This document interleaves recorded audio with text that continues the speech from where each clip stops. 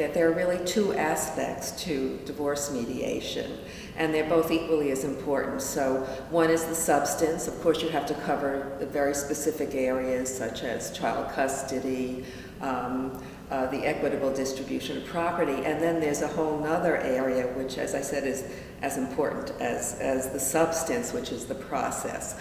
So the mediator is there to help the flow of the conversation so that ultimately the couple comes out at the other end in what we call a win-win situation. So they both have a very beneficial results by the end of the mediation for themselves and for their children.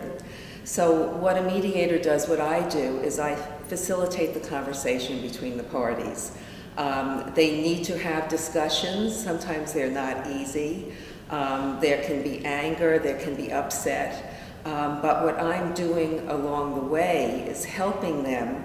Often the couple starts with very rigid positions as to what they think they have to have, such as I have to have the children 75% of the time, or I must live in the house.